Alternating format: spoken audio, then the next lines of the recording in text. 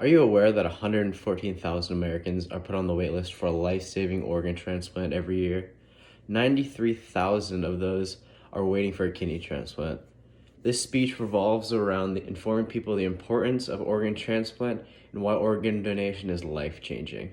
The purpose of the speech is to inform people the importance of organ transplant and to motivate them to donate if they're ever put into a situation where a loved one needs a kidney. I was born with a degenerative kidney disease known as FSGS, which means focal segmental glomerulosclerosis, which basically meant that I was born with small and scarred kidneys. This eventually led me to needing a kidney transplant. The main points I'll be covering in this speech are the symptoms that a patient feels before a kidney transplant, the physical operation itself, and why the transplant is worth it and to help encourage people to donate. First, let me start off by talking about the symptoms of chronic kidney failure, and then also dialysis. According to the Mayo Clinic, symptoms of kidney failure include nausea, loss of appetite, sleep problems, decreased mental ability, chest pain, shortness of breath, and hypertension, which is another way of saying high blood pressure. This is what happens when you enter what is known as end-stage renal disease, which means your kidney function is so low that it functions below 10%. At this point, you're usually put on dialysis, which means your kidneys are functioning at such a low rate, a machine is hooked up to your body, and it is acting as your kidney and exchanging all your bodily fluids.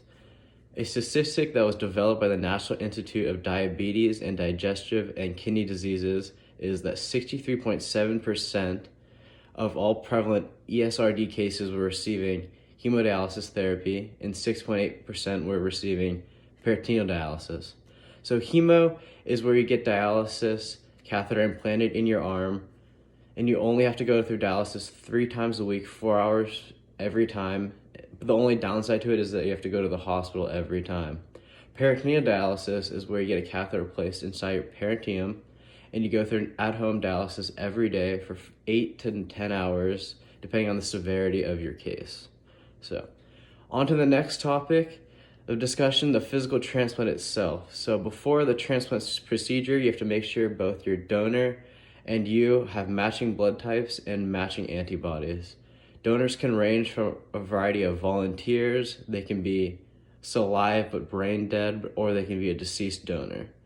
So after you get authorization from your nephrologist, which is your kidney doctor, you're scheduled to get a 3-hour surgical procedure in which the new kidney is placed in the lower abdomen of your body. When you get a transplant, you have to take immunosuppression medications, which in order for the immune system to not attack the foreign organ. According to the National Kidney Foundation, 17,107 kidney transplants took place in the U.S. Of these, 11,570 came from deceased donors, and the rest came from living donors. Last on this list is the importance of the transplant and why you consider donating if you're ever put in a situation where someone you know needs an organ. When I was put on the wait list, I was experiencing symptoms I didn't even realize I had. There were times where me and my friends would go play basketball, and I could barely stand after playing one game. At the time, I thought it was just because I was out of shape, but it was due to this kidney.